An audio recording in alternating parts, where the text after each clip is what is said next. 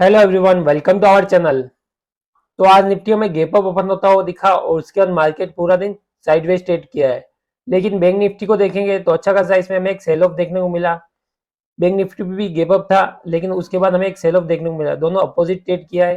तो कल हम निफ्टी को कैसे ट्रेड कर सकते हैं, चलिए देखते हैं। लेकिन लास्ट में हमने प्लान किया था कि अगर मार्केट गैप अप ओपन होता है तो हमें एक वोलेटाइल मार्केट देखने को मिलेगा। नीचे की तरफ जो इसके लिए रेजिस्टेंस लेवल थे वो सपोर्ट की तरह काम करेंगे और ऊपर की तरफ इसके लिए नए रेजिस्टेंस है ही है। तो इसी कारण हमें एक साइडवेज मार्केट देखने को मिला और अभी निफ्टी ने जो क्लोजिंग की वो है 21,622 के आसपास है। तो कल हम निफ्टी को प्लान कर सकते हैं एक नैरो रेंज के अंदर ये क्लोज हुआ है। 60 से 70 पॉइंट का ये नैरो रेंज है। तो कल अगर ये ब्रेकआउट या ब्रेकडाउन होता है तो हमें एक अच्छा मूव देखने को मिलेगा। अपसाइड अगर ये ब्रेकआउट करेगा तो शायद हमें एक अपसाइड मूव देखने को मिले। टारगेट रहेगा 720 के आसपास, जहां से इसने लास्ट टाइम ब्रेकआउट किया था। लास्ट टाइम अच्छा खासा ब्रेकआउट करने के बाद ये अपसाइड मूव किया था। अभी वो इसके लिए रेजिस्टेंस लेवल है, उसी जोन के आसपास हमारा फर्स्ट टारगेट है और सेकंड टारगेट है लगभग 770 से लगाकर 780 रुपीज के आसपास।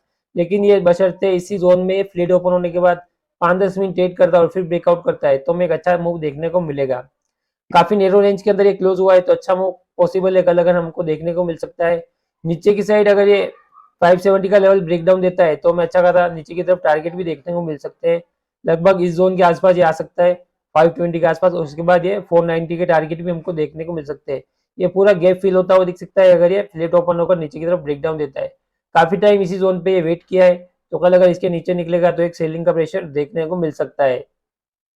सेकंड कंडीशन हो सकती है अगर निफ्टी गैप अप ओपन हो जाए तो फिर इसके लिए कंफ्यूजन क्रिएट हो सकता है। लेकिन ये थोड़ा स्ट्रॉन्ग ही होगा क्योंकि नीचे से अच्छा खासा इसने अपसाइड मूव किया, उसके बाद ये गैप अप ओपन और अपने आप को सस्टेन किया है। तो कल अगर गैप अप ओपन होता है तो शायद हमें स्टार्टिंग में थोड़ा सा सेल ऑफ देखने को मिले, लेकिन ये फिर से अपने आप को रिकवर कर सकता है।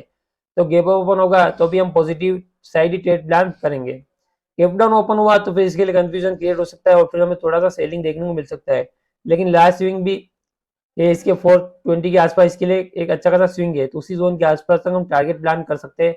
अगर नीचे की तरफ 500 के आसपास ओपन होता है और फिर अगर नीचे की तरफ निकलता है तो ये जोन इसके लिए सपोर्ट की तरह काम कर सकता है। तो चलिए देखते हैं कल हम बैंक निफ्टी को कैसे ट्रेड करेंगे। आज बैंक निफ्टी हमें काफी वोलेटाइल होता हुआ दिखा। मार्केट जहां पर ओपन हुआ था गैप अप अच्छा खासा हुआ था, लेकिन वहां से हमें एक शार्प सेलिंग देखने को मिली है और लगभग कल के लो के आसपास आकर इसने रिटेस्ट किया है। अभी जो क्लोजिंग है वो 45,700 के आसपास। निफ्टी अच्छा ग्रीन में क्लोज हुआ है, लेकिन बैंक निफ्टी रेड में क्लोज हुआ है। तो बैंक निफ्टी अभी थोड़ा सा वीक है, तो हम सेलिंग के लिए बैंक निफ्टी को प्रीफर कर सकते हैं और बाइंग के लिए निफ्टी को प्रीफर करेंगे।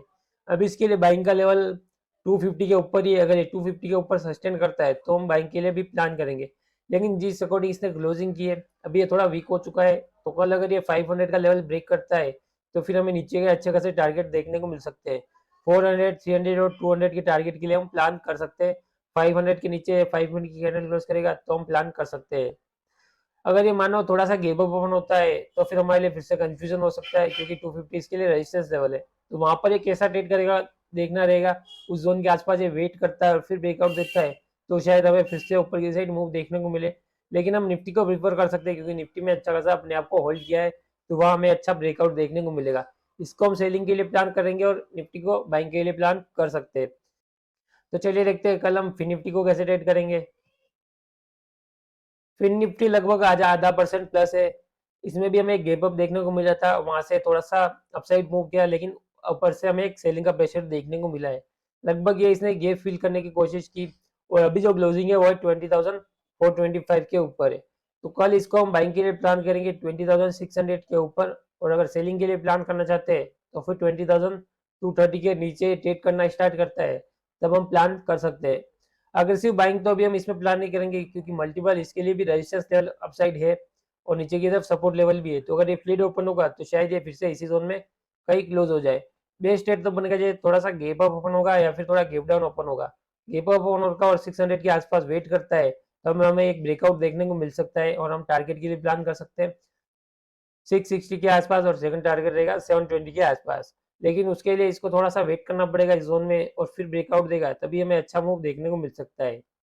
नीचे की तरफ इसके लिए एक ये ट्रेंड लाइन है, तो अगर एक ट्रेंड लाइन का ब्रेकडाउन होता है तो फिर हमें एक अच्छा खासा नीचे की तरफ लो लगाता हुआ ये दिख सकता है।